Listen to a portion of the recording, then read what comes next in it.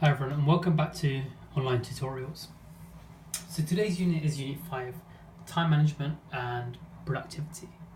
Just to remind you, we did unit 4, which was in a previous video, was about theoretical principles of change. And in that we went through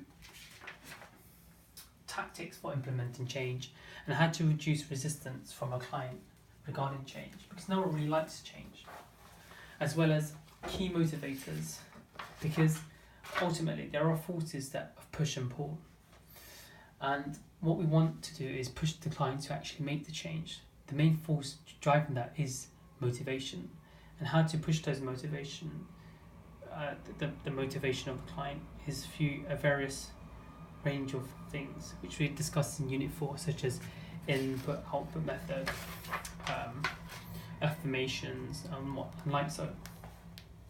But today we'll be focused on time management and productivity. Now, time management, it is key to establish any settings or goals. It's good practice to just manage your time generally, but for achieving goals, it's very key. Now, being able to say no, that is the key to effective time management. You have the full authority to say yes to your life desires and those things that you don't wish to do. Stop letting people put onto you. Stop allowing people to take advantage, and begin to take ownership of your own dreams and desires.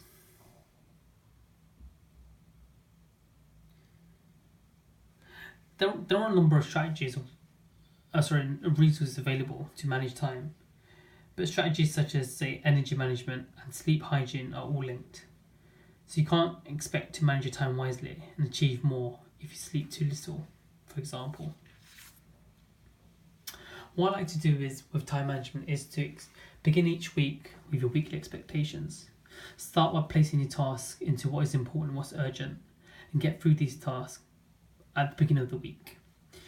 Or get the worst task out of the way first, knowing that whatever follows will be easier and manageable. What I'd like to do is have a to-do list. Some might disagree with its use, but it helps me clarify what needs to get done throughout the day and just slowly ticking them off in the list. Also, scheduling time is very important, making sure you have adequate time to do a task. It's no point telling yourselves, I want to do 20 different things today, when really in reality you only have time to do 5. Also, now I want to introduce you to the principle, the Pareto principle. It's usually an economic term, but in this case of life coaching, it's 80% of your success will come from 20% of what you do. So the key points here, when you're working with the client to achieve goals, or even yourself, you need to make sure the client or yourself, you structure your days to achieve your goals. I mean, everyone has the same amount of time, 24 hours in a given day. You won't have more time tomorrow or in the future. So what I say is spend 10 minutes at the end of each day and at the beginning of each day planning out your day. So remember, we said the key to achieving your goal is by planning first. Planning your day will actually give you the motivation to achieve your daily goals. So this planning will kickstart and give you a greater sense of achievement already by the end of the day. It's all part of that motivation. So we discussed time management and the Pareto principle. Generally, overall focus. It's always good to have the goal written down, as we said in previous videos, but also to keep reading that goal. There's no point writing the goal down and shoving it away in the cupboard. What you want to do is write down that goal and visually see it, ideally every night, so that you can then plan towards that goal. Moving on from time management now to productivity. And productivity, there are a few things you could do to be more productive. Productivity means, are you making time for the most important stuff? Do you feel that you're constantly running on an empty tank? If so, your productivity may be faltering and you need an energy rehaul, or you need to revitalize that energy.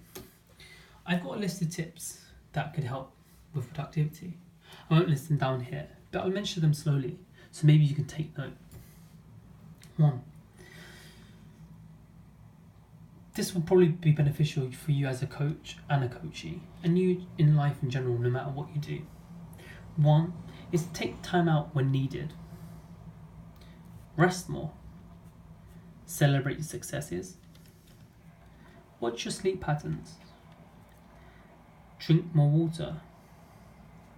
Avoid work distractions. Always take a break every 50-40 minutes to help with concentration. Eat regularly and eat healthily. Actually do take your annual leave. Stop working overtime. This one's more for me, myself. Work smart, not hard. Challenge your thinking that more hours means more work. Take a walk at lunchtime. Get more fresh air. Enjoy nature. Switch off from social media. Turn off the news. Do not watch TV or check your phone 2 hours before bed. So these are lifestyle changes based on above the tip.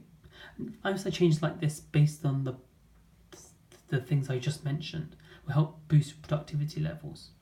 Obviously you can test and try some of these. Some may work, some may not. But the ones that do, list them down.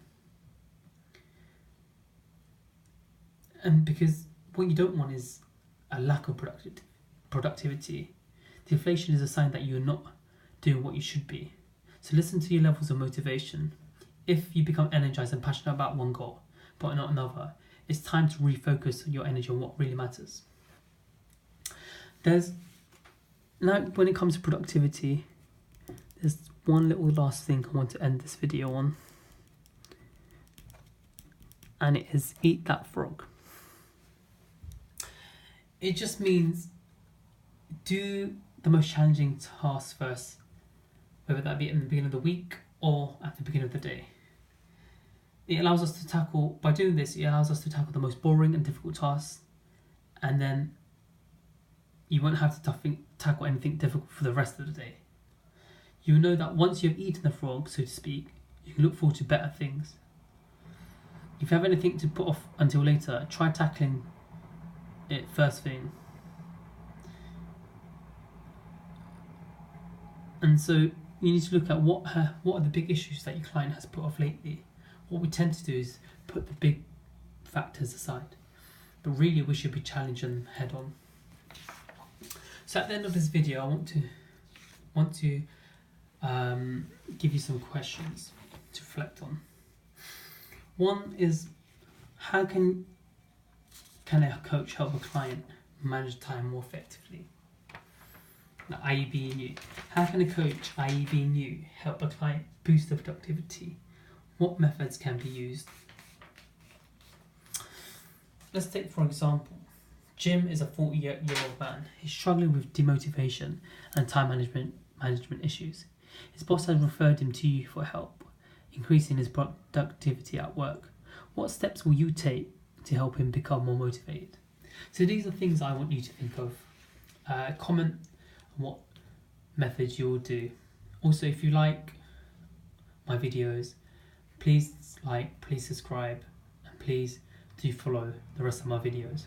I'll put in the link below the other videos related to before and after this, so you can keep up.